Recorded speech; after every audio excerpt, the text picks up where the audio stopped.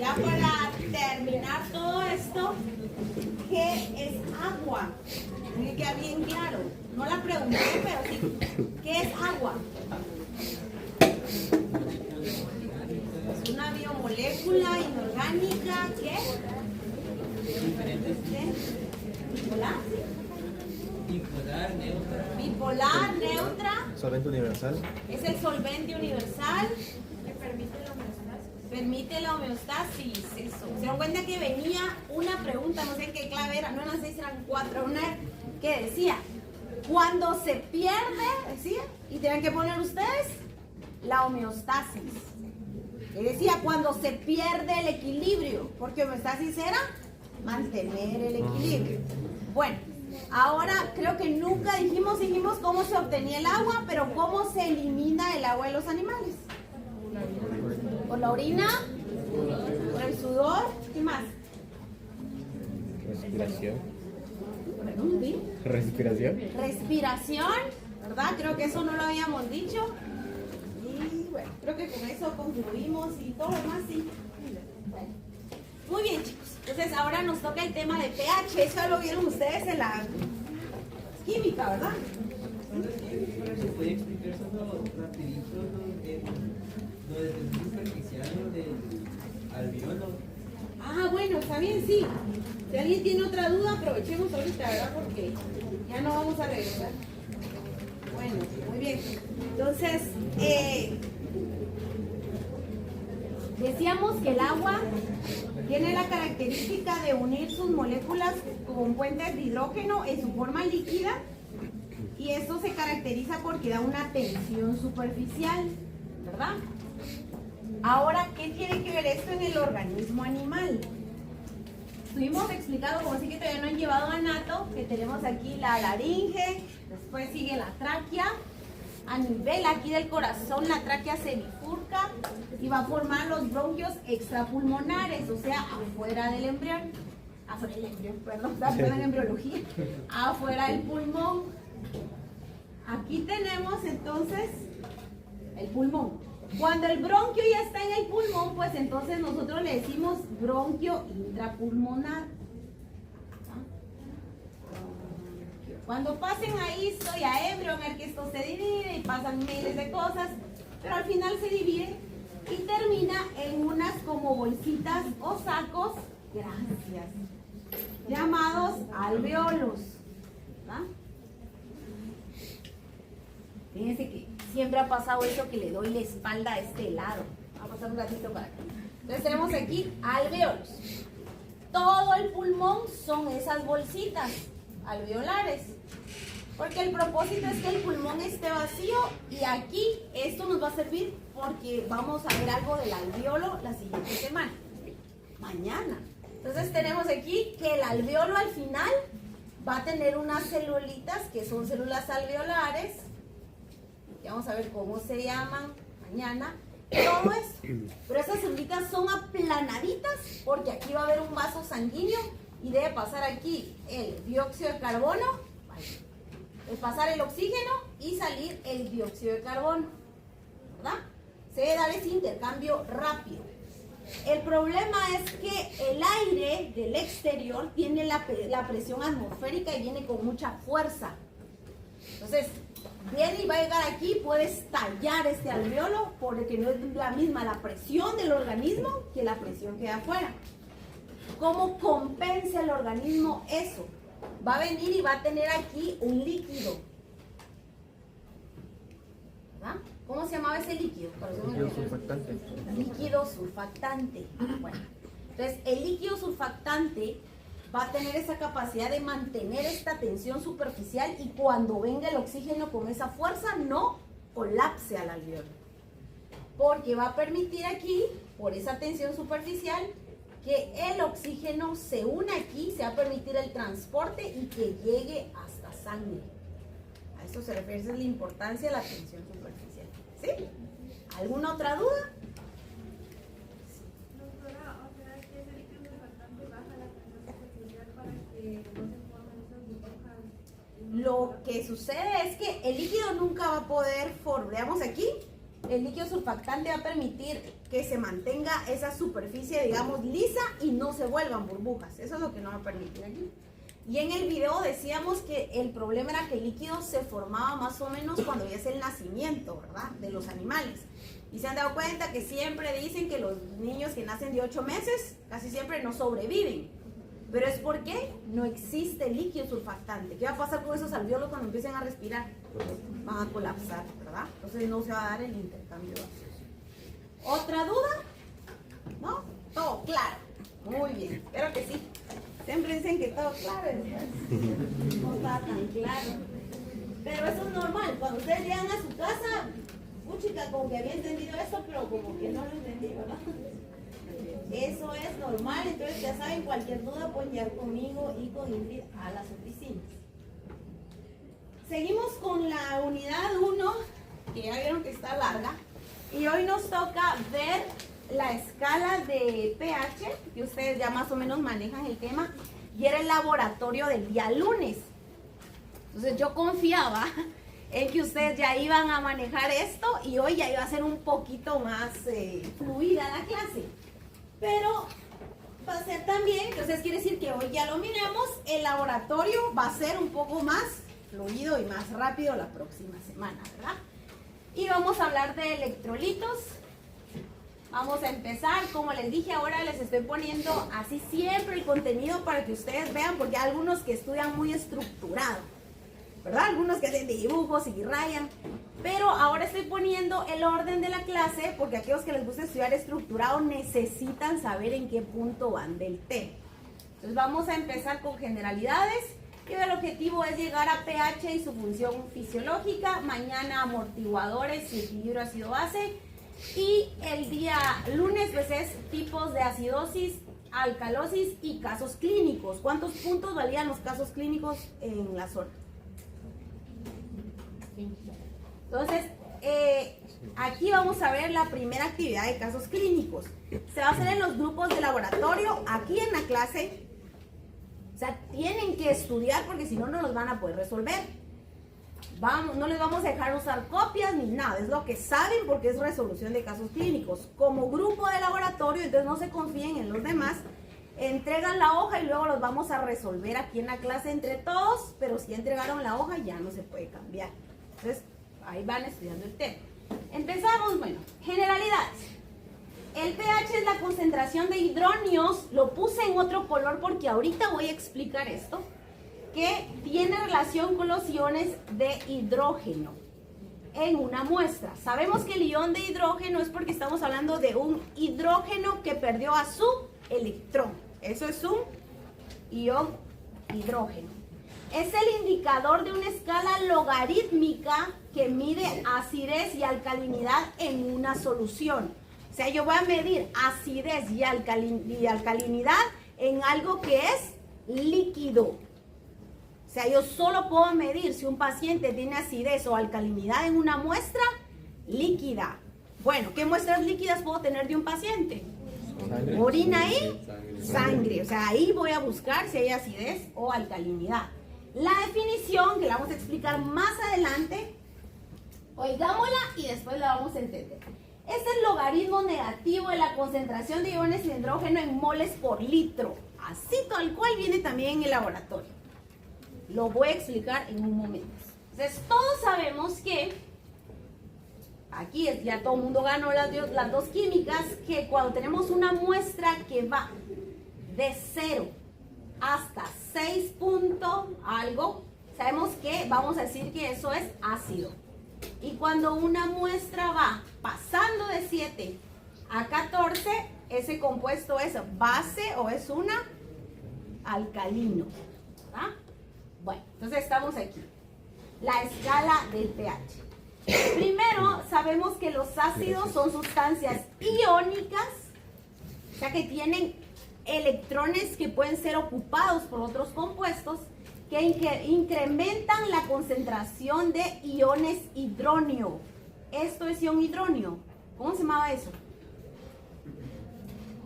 ¿Cómo se llama? Si lo miramos ahí. Es un hidrógeno protonado. ¿Ah? Pues esto quiero que lo entiendan bien, porque si no, Entonces, yo tengo aquí un hidrógeno. Ese hidrógeno va a tener solo un electrón, va a tener un protón y un neutrón. Cuando este hidrógeno pierde, ya está el protón y el electrón, pierde ese electrón, o sea, no lo tiene, neutrón, entonces es un ion hidróneo, lo estoy diciendo que es un ion protonado. O sea que si yo le digo a esto protón, es lo mismo. Eso es importante para el examen, porque a veces uno les dice, diga la definición de un protón y no se recuerdan ni de qué es, ni qué era. Entonces, usamos el término protón, está bien, ion protonado, está bien, y ahora vamos a hablar de ion hidrógeno. Bueno, entonces, aquí pareciera que esto, para este tema de pH en soluciones, va a ser un sinónimo, pero químicamente no es lo mismo. ¿Por qué? Porque yo sé que este es un protón y un ion hidróneo es H3 oxígeno. Entonces, ¿qué es un hidróneo? Yo tengo que tener aquí al oxígeno, vamos a poner que está, lo va a hacer más grande. Ay, por eso falta que sea permanente. Vamos a tener aquí al oxígeno en medio, ¿verdad? Si yo le agrego a ese oxígeno dos hidrógenos, eso se llama, ¿cómo se llama eso? Agua, ¿verdad? Dos, aquí. Aquí. Sabemos que tienen los enlaces de valencia compartiendo. Si yo le agrego a este un tercer hidrógeno, eso es un hidróneo. Entonces, como que esto no es lo mismo, ¿verdad? Pero cuando hablamos de soluciones de pH, cuando yo hablo de soluciones de pH, el término es equivalente. O sea, decir esto es igual. Solo en soluciones de pH. ¿Por qué? ¿Por qué va a ser lo mismo? Porque yo estoy diciendo que hay un paciente que tiene acidez. Acidez es que hay demasiados hidrógenos libres, que hay un montón de hidrógenos. Entonces, ¿qué va a hacer el agua? ¿Se acuerdan que una característica del agua es que mantiene el equilibrio ácido-base? Entonces, aquí hay una molécula de agua, va a venir y como tiene puentes de hidrógeno libres, electrones libres, perdón, va a agarrar a este y entonces se va a convertir en un hidróneo. Pero esta concentración que excede de hidrógeno, sabemos que es acidez. Entonces ahí va el término, dice. Ácidos. Sustancias iónicas que incrementan las concentraciones de iones hidróneo. O sea que está diciendo, algo ácido hace que haya tantos hidrógenos que se empiezan a formar hidróneos. Bueno, ¿está claro eso? Entonces vamos a tener aquí en los ácidos que tenemos ácidos fuertes que van a ir del 0 al 3. Vamos a tener ácidos débiles que van a ir del 0 al 3 y aquí del 4 al 6. Luego tenemos neutros, ¿verdad? En 7. Tenemos bases débiles y bases fuertes. Entonces, alcalino. Bases o alcálisis que incrementan las concentraciones de iones hidroxilo. O sea, uno va a hacer aumentar hidróneos, pero antes de que se formaron hidróneos, ¿qué había? Mucha concentración de hidrógenos protonados. Y luego aquí vamos a tener mucha concentración de grupos hidroxilo. ¿Qué molécula se rompió? El agua, ¿verdad? O sea, cuando tenemos procesos de acidez, el agua adquiere un hidrógeno. Cuando tenemos procesos de alcalinidad, el agua pierde un hidrógeno. ¿Está claro? ¿Todos? ¿Sí? Muy bueno. Entonces aquí está el concepto. Dice, las concentraciones de hidróneos, ya sabemos que pasó aquí a reacción, e hidroxilos son dependientes de forma inversa. Cuando la concentración de hidronios aumenta, los hidroxilos disminuyen y viceversa. ¿Qué quiere decir esto? Eso está tal cual en el documento. Que un paciente no puede tener acidez y también tener alcalosis. O tiene una o tiene la otra porque son inversos. Si hay acidez, hay acidez. Si hay alcalinidad, hay alcalinidad. Pero no las dos cosas al mismo tiempo no se dan, ¿verdad? Porque si uno está elevado, el otro va a estar disminuido. Entonces, ese es un indicador para saber qué tiene un paciente. Si hay un caso clínico, yo tengo que buscar cualquiera de esos dos compuestos. ¿Quién está y cómo está? Ahorita hablamos de ácidos y bases débiles. Aquí fácilmente se disocian. ¿Qué significa ese término? Disocian. Se separan. ¿Quién es el que los disocia? El agua. Quiere decir que en el laboratorio Ingrid les va a separar estos compuestos y ustedes van a ver que algunos, al echarles el indicador del pH, van a agarrar el indicador y se van a volver ácidos débiles. O dependiendo si es una base, se van a conjugar con el indicador y el agua y van a volverse en bases débiles. Pero van a haber otros que no se van a conjugar y va a quedar el color más fuerte del disolvente que llevamos, ¿verdad? Entonces, si se disocia, quiere decir que es débil. Y si no se disocia, quiere decir que es fuerte. No está complicado. Voy a poner la letra más grande para este lado. Ahorita que los míos que tratan de leer, voy a tratar de que las presentaciones lleven más la letra más grande. Bueno, entonces pongan atención a esto, que es lo que acabo de explicar. Y entonces vamos a entender el concepto de pH. Dice que en soluciones acuosas siempre estamos hablando de un líquido. ¿Por qué debe ser un líquido? Porque dijimos que la acidez y la alcalinidad solo se puede diagnosticar en soluciones o sustancias.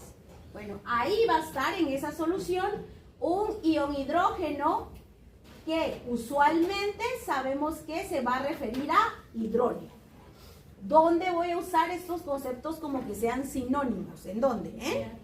pH y en soluciones. O sea, si estoy hablando de otro sistema, no, solo pH y soluciones. Entonces el ion hidrógeno es un átomo de hidrógeno que ha perdido un electrón, ya lo vimos, solo tiene un protón con carga positiva. O sea que si yo digo un protón o un ion protonado, me estoy refiriendo a un hidrógeno. Que quede claro eso porque los exámenes se redactan de forma técnica. Si yo no entiendo el tecnicismo, no voy a saber qué responder.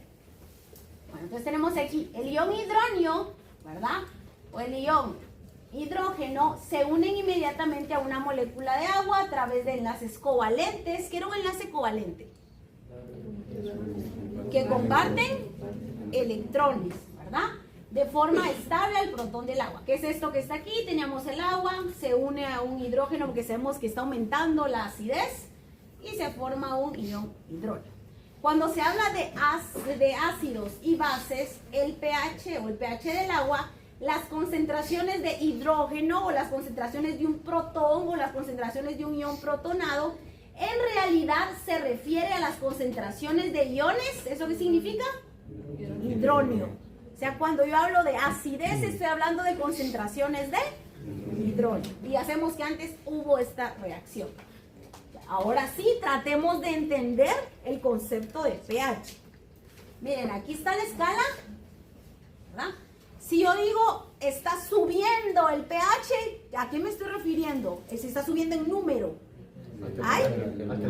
Y si está bajando el pH, ¿qué está pasando ahí? Acidez. A veces se confunden esos términos porque decimos el pH subió, piensan aquí arriba. O el pH bajó y piensan aquí abajo. No, eso tiene que ver en el número, ¿verdad? Si el número aumenta, hay alcalosis. Si el número disminuye, hay acidosis. Bueno. Entonces ustedes miran que aquí dice un ion protonado, pero en realidad, ¿qué debería haber ahí? Un ion hidrógeno. Y aquí dice un grupo hidroxilo. Sabemos que estos siempre tienen que ir al contrario. Entonces, cuando aumenta la acidez, lo que estamos viendo aquí, ahora sí vamos con mate, ¿va? ¿Qué es más negativo? ¿Este menos 14 o ese, o veamos quién se acerca más a lo positivo? ¿Este menos 14 o el menos 1? El menos 1, ¿sí? Todos, ¿verdad? El menos 1, o sea, el menos 1. Quiere decir aquí que la acidez va a aumentar, porque aquí dice, definición, el logaritmo negativo, miren, y está elevado a la base 10, el logaritmo negativo de las concentraciones de iones hidrógeno. O sea, depende cuántos hidrógenos tengo yo aquí, si tengo muchos o tengo muy pocos, por 1 litro, porque eso solo se puede medir en soluciones. Eso es pH, ¿verdad? Está fácil. O sea, el logaritmo, siempre va a haber un logaritmo a base 10 de cuántos hidrógenos tengo ahí en una solución, eso es pH. Bueno, o sea, quiere decir que en el laboratorio vamos a tener un ml de orina. Ese ml de orina yo quiero saber en la base 10 negativamente cuántos hidrógenos hay ahí. Si hay muy pocos, quiere decir que está alcalina. Y si hay muchos hidrógenos, quiere decir que está ácida. Ahora se dan cuenta que la cosa va aumentando la dificultad. Entonces, ahí en el examen va a aparecer una preguntilla por ahí, va, de laboratorio. Usted hizo una muestra en el laboratorio donde agregó esto y el otro. Según el pH, hay mucha concentración o baja concentración de hidrógenos o grupos hidroxilos. Y ustedes ponen ahí baja porque esto y el otro, ¿va? Entonces, lo importante es entender porque ahorita ya estamos hablando de que estamos mezclando química con biología. Entonces, tienen que pasar. Vamos a repasar el concepto. O sea, que el pH es que yo quiero saber aquí negativamente en base 10 cuántos grupos hidrógenos hay en una solución. Cuánta concentración de hidrógeno hay en moles por litro. ¿Va? ¿Está claro para todos el concepto? Muy bien. Entonces, todavía estamos en generalidades. Los valores normales de pH en la sangre de nuestros pacientes van a estar entre 7.35 y 7.45, por lo cual la sangre es ligeramente básica o alcalina en monogástricos. En monogástricos. ¿Quiénes son monogástricos? Los perros, los gatos, los caballos. Porque sabemos que en rumiantes, el rumen, el pH no va a ser igual. Entonces, los límites máximos de pH donde el organismo puede permanecer sin sufrir alteraciones va a ser que llegue a 7 o 7.8. O sea, que tenga va el animal a estar normal si llegamos a 7 o 7.8. Pero si bajamos o subimos estos rangos, ya vamos a tener o acidez o alcalinidad. Este es el rango normal. Pero debemos saber qué muestra de sangre estamos tomando. Por eso siempre tomamos a un paciente muestra de sangre venosa. Siempre venosa, nunca arterial. ¿Por qué? Porque miren, el pH no es el mismo. Siempre cuando tomamos una muestra de sangre para estudiar a un paciente, siempre es sangre venosa. Y ahí el pH va a estar en 7.35. Porque si yo tomo una muestra de sangre arterial, lo cual no se hace, nunca se hace, pero si tomamos una muestra de sangre arterial, esa va a estar en 7.45, ¿verdad? O sea, va a tener un poco más de alcalinidad. La presencia, porque esto está así, la presencia de dióxido de carbono en sangre venosa disminuye las concentraciones de ácido carbónico. Entonces ahora entra a jugar otro compuesto. El ácido carbónico obviamente va a ser un ácido. Si yo disminuyo, tengo una solución y disminuyo el ácido, esa solución se va a volver más alcalina. Entonces dice que aquí en sangre venosa, como hay tan poco ácido carbónico, entonces por eso la sangre venosa es un poco alcalina. ¿Está claro? Entonces, ¿por qué la sangre de los animales domésticos es alcalina?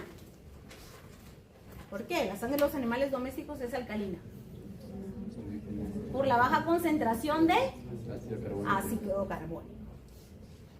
Bueno, entonces tenemos aquí El pH fisiológico, estamos siendo 7.35, 7.48, debe mantenerse constante para que las enzimas puedan modular su actividad metabólica y tengan una actividad óptima. ¿Qué es una enzima?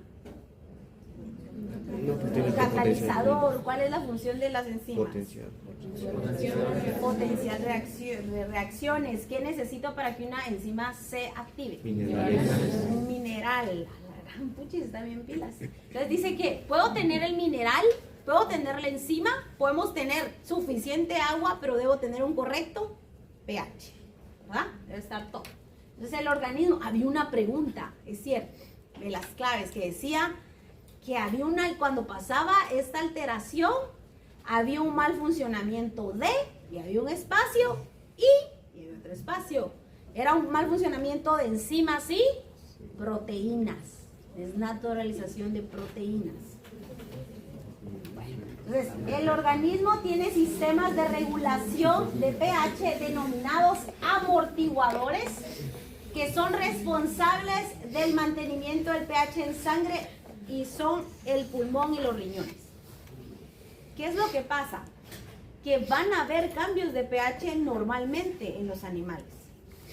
Cuando tienen una diarrea, hay una diarrea que se llama diarrea transitoria. Supongamos que el perro de ustedes está en la casa y de repente alguien le da una salchicha, jamón, algo, y de repente tiene diarrea. Pero ustedes miran que después en la tarde ya no tiene. Esa es una diarrea transitoria, que es porque comió algo, se generó una diarrea, pero no es nada infeccioso, ni es un parásito, ni es nada, ¿verdad? Bueno, en esos casos, esa diarrea hizo que ahí se perdiera un montón de ácido gástrico, y en el ácido gástrico va un montón de iones hidróneos. Entonces se pierde todo eso ahí. ¿Cómo hace el organismo para compensar eso y que la sangre no se vuelva alcalina porque se está perdiendo mucho ácido? Va a usar un amortiguador. Van a haber amortiguadores instantáneos, ¿verdad? Y vemos que el perro está como si nada porque salió un amortiguador instantáneo. Pero si ese amortiguador instantáneo no funciona, entonces vamos a empezar a utilizar en horas sistema pulmonar. O sea, va a ser un perro que hoy tuvo diarrea, mañana tuvo diarrea, y el sistema pulmonar entonces va a ser el siguiente amortiguador, porque ya van, y el perro solo se mira decaído, pero sigue ahí. Si no se controla ese pH, ya sea alcalino o ácido en sangre, entonces va a salir el siguiente sistema, que es el sistema urinario. El sistema urinario ya va a salir cuando hayan días de un problema de pH en sangre. Entonces los amortiguadores primero van a ser en sangre, instantáneos, ni nos vamos a dar cuenta. El segundo va a ser respiratorio, porque ustedes han visto que cuando hay perros que están enfermos, tienen diarrea, están acostaditos y la respiración es más profunda, ¿verdad? Porque estamos tratando de eliminar lo que esté más concentrado, ¿verdad? O sea, hidrógenos o dióxido de carbono. Ahora, urinario va a ser cuando ya estos otros sistemas no funcionaron y va a tratar de compensar, pero es un proceso que va a tener días. ¿Está claro? Muy bien. Ahora, hablando específicamente de bovinos, el pH normal del rumen está en un rango de 6 y 6,8 por la fermentación y la digestión, ¿verdad? Que debe ser estable. Valores por debajo de 5.5 nos indican que tenemos acidosis ruminal. O sea que no es lo mismo tomar una muestra de un perro, que cómo va a encontrar la sangre, el pH va a ser 6.35, a tomar una muestra de una cabra, porque el pH tiene que estar más o menos en 6.8. Entonces, no es lo mismo medir el pH en las diferentes especies. Entonces, los rangos de pH ruminal tienen que ver con la dieta y la frecuencia de la alimentación. El óptimo es esto, ¿verdad? Que queremos que los animales estén en el óptimo. Pero si damos demasiado forraje, o sea, el animal se está alimentando solo de pasto, el pH puede llegar a 7. ¿Esto va a ser malo para un rumiante? Sí. Entonces, si ese pH está en 7, este animal, se puede decir que está en neutro, pero para el rumen eso es malo, aunque esté en neutro. Pero cuando damos a los rumiantes altas cantidades de grano, o sea, concentrado, sabemos que ese pH va a venir y se va a volver demasiado ácido. Y eso también es malo. Entonces, como médicos veterinarios van a ver, la nutrición animal es importante porque podemos enfermar a los animales si tenemos una mala nutrición. ¿Y quiénes hacen las dietas nutritivas? Ustedes van a ver. Entonces esto es importante porque nosotros queremos que el animal esté en equilibrio, que el organismo siempre tenga una homeostasis. Eso es el objetivo, que siempre esté en equilibrio. Entonces miren esta vaquita. Entonces el pH para los rumiantes debe estar entre 6 y 6.8 a nivel del rumen, ¿verdad? Si yo tomo una muestra de rumen, este debe ser el pH. Si ese pH baja, nosotros vamos a tener que hay inflamación ruminal. Obviamente hay decaimiento, el animal va a empezar a cojear y pueden producir abscesos hepáticos. O sea que tener problemas de acidez o alcalinidad en los pacientes es algo grave. Por eso ustedes deben manejar bien todo esto que tiene que ver cómo saber el pH. Bueno, entonces ya terminamos generalidades. Vamos a empezar en el pH y su función fisiológica. ¿Qué horas son? Bueno, solo esto y termino. Y ya están aburridos. ¿Listos? Bueno, primero el pH y su función fisiológica. Los procesos fisiológicos del organismo animal, como la función enzimática y el metabolismo, están influidos por el pH intra y extracelular. Bueno, entonces sabemos que ese pH intracelular está en soluciones, porque el pH siempre se mide en soluciones. ¿Cómo se llaman esas soluciones intracelulares? Esa parte líquida intracelular, ¿cómo se llama? Citosol y citoplasma. Entonces dice que es importante el pH del citosol y el citoplasma. Y también del medio extracelular, ¿cómo se llamaba eso? Que también es un sinónimo del líquido intersticial. Líquido intersticial. Entonces el pH de la matriz extracelular, del líquido extracelular, del líquido intersticial es importante para que haya un buen intercambio de nutrientes, ¿verdad? Entonces, los cambios constantes del pH intracelular tienen efectos en la estructura y la función celular, o sea, si se cambia. Bueno, ustedes miran ahí esa muestra, así, esos dibujitos que ustedes ven ahí, y yo les digo, bueno, según esa imagen, ¿esa solución es ácida o es alcalina? ¿Qué me dicen? Porque hay libres hidrógenos, que eso no se llama hidrógeno, eso se llama ion protonado, ¿verdad? Bueno, o protones. Solo que nosotros les pongamos aquí, en teoría o en laboratorio, una imagen, ustedes ya lo tienen que saber. Entonces, debo saber que el pH aquí es importante y el pH afuera también es importante. Bueno, ahora esta otra imagen. Extracelularmente, matriz extracelular, líquido intersticial. Aquí, intracelular, citosol, citoplasma. ¿Quién es más ácido? ¿Quién es más ácido?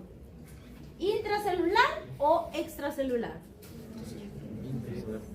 Miren bien, ¿cómo sé quién es? ¿Cómo mido la acidez o la alcalinidad? Por la concentración de iones protonados. Entonces, ¿quién es más ácido? ¿Dónde hay más protones? Intra. Entonces, si ponemos otro término, y es que intracelularmente, el líquido intracelular es más ácido que el líquido extracelular, ¿verdad? Entonces, el líquido intracelular es más ácido que el líquido extracelular. ¿Qué pasa cuando entonces el líquido extracelular empieza a volverse más ácido? ¿Qué va a hacer la célula? Porque la célula está acostumbrada a que ella sea ácida, pero afuera no, ¿verdad? Entonces, ¿qué pasa cuando afuera también se vuelve ácido? Este está como aquel que le gusta molestar y cuando lo molestan se enoja. ¿Qué pasa? Cuando afuera también se pone ácido. Va a empezar a sacar líquido y sacar y sacar y se pierde ese término. pH es de 3 hasta 6, o sea, súper ácido. Pero si nosotros hablamos de la urea, miren, va más o menos a actuar de 2 y puede llegar hasta alcalinos. Y cuando nosotros hablamos aquí de la arginasa, va a estar ácido y puede llegar hasta también los más alcalinos. Esto nos indica que el organismo animal tiene diferentes pHs en sistema respiratorio, en sistema digestivo, en sistema urinario, en sangre, en rumen, dependiendo del lugar donde yo esté, el líquido uterino, el líquido seminal, todo va a tener diferente pH. Y si el pH de cualquier sistema se altera, se va a alterar todo su metabolismo. ¿Y qué se pierde? La homeostasis. Media vez se pierde la homeostasis, quiere decir que el organismo tiene que compensar. ¿Cómo se compensan? Término de cómo se compensan esas alteraciones de pH. Dije que podía ser respiratorio, que podía ser amortiguadores. Si cualquiera se altera, tiene que salir un sistema amortiguador. Bueno, di un ejemplo en el video. Un ejemplo donde estaba el páncreas, ¿verdad? Que venía una micela, y sabemos que las micelas pueden ser hidrofóbicas, ¿verdad? Ahí eso no lo pone en el cuerpo. Hidrofóbicas o hidrofílicas. ¿Y cómo se llama cuando tienen las dos características? Bien, lo pregunté. Antipáticas. Entonces estaba ahí una micela, ¿verdad? Estaba la micela y esa micela viene de estómago. ¿Ese pH cómo está?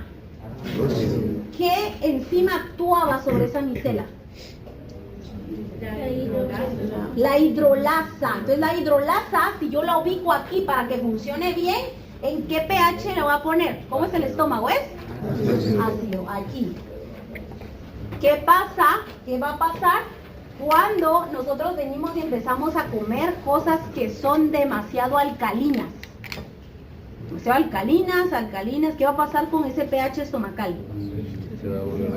Se va a volver alcalino y las enzimas no van a poder funcionar. ¿Cuál va a ser el sistema compensatorio?